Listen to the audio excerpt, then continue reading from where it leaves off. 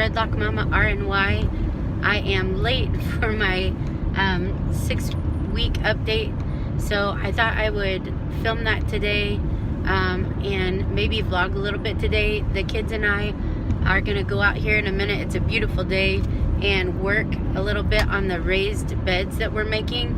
I live out in the country and we homestead, so they're not beautiful, perfect treated wood raised beds. They're made out of scrap pallets and stuff like that, but I thought I would vlog a little bit and take you out, let you see some of what we do around our homestead. But to give you my stats really quick, I am a little over 6 weeks out from my surgery that I had. I had Roux-en-Y gastric bypass on March the 12th at St. Vincent's Bariatric Center of Excellence, that's what they call it, in Carmel, Indiana, with Dr. Christopher Evanson. I weighed in last year at the start of this at 298.7, but I found out that I somewhere in my chart it said that I had actually weighed a little over 300 pounds when I started my journey. Then on the day of surgery I weighed in at 273, and now let's see, last time I came to you I think I still weighed in the 240s. Now I weigh 238, so I'm really excited to be in a new decade. That's what I call them. Anytime I go down into the next like 10-pound range, I say I'm in a new decade. So now I'm in the 230s, I'm in a new decade. I'm super excited. Everything's been going really good. I'm still having days here and there where I'm nauseated or where I get sick, actually vomit, and I don't know why that's happening. I still can't figure it out, but it's not anything like it was. I had a couple days that were really bad that I told you guys about. It's not been anything like that. The other day, because I'm on soft chopped foods, I'm allowed to have you know, like I can have a little bit of baked potato and stuff like that. The other day I had like a little bit of chicken breast and I was eating a little bit of potato, and I normally try to stick with sweet potato if I'm gonna have potato because of the carbs and everything, but with as little as I'm eating, I ate a little bit of white potato and I tolerate that just fine. But sorry, these roads are really rough. I ate a little bit of the potato skin and I immediately started vomiting. So I don't know, guys, I don't know, everybody's different, but I'm really doing well. That's rare. Yesterday I was nauseated all day, but I didn't get sick like that. I just had kind of a hard time getting my food and water in because I just didn't feel good. Today so far I feel great. My energy level has been through the roof, excuse me, and I expected it to be, you know, after losing over 60 pounds, of course you're gonna feel a lot better. So that makes me super happy. I didn't get very much sleep last night and I still feel really great. Had a meeting up at the church today, and I still feel like I'm ready to come home and eat my lunch and then get outside and do some work. So it's a beautiful day here, and I'll catch you guys again here in a second when we're out building the raised beds. Okay guys, so we're out here building on these pallet wood raised beds.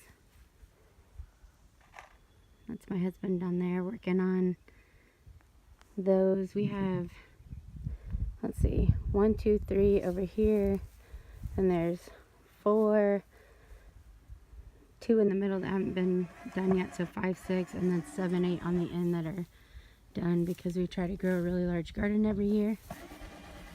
So I don't know if you can see over here, we've already got a small orchard planted. What you see are just the remnants of the old garden from last year, so it looks a mess right now. But these are little baby trees. Some of them are alive, some of them are dead because they didn't make it, but there's about 7 of them that are thriving really well. What we did last year, I'll kind of show you. It's hard to tell because the old garden has grown up into it, but last year we laid out pallets on the ground. We filled this with our own compost that we make here at the homestead. and filled up the gaps with that and then planted in that, and it made it a lot easier to weed. So we had row after row after row of this. We've taken up some of the rows to use for our raised beds. So what I'm going to do is I'm still going to plant corn like this, because the corn did really well like this. In these rows, I'll probably do 2 full long rows of corn. And then, and I'm not sure about the beans. I talked about doing the beans over there, but I think the beans are going to go in the raised beds. So inside of the raised beds, this one's empty because it just got built. But some of the others I'll show you here in a second. We're just filling them with a bunch of like old rotted wood from around the property in the bottom. And then we may get some like straw or hay to go on top of that to help fill in. Even some of the old pallets that are busted up can go down in there. Anything that'll compost down, and then the compost will go on top of that, so that we're not trying to fill this whole bin up with compost. But as you can see, these are pretty big. These are big pallets on this one, and it's several pallets long. So we'll have a nice big garden. Say hi, Frankie. Hi, Frankie. Okay, so I thought I'd show you just a little bit more of the process. This is one of the raised beds.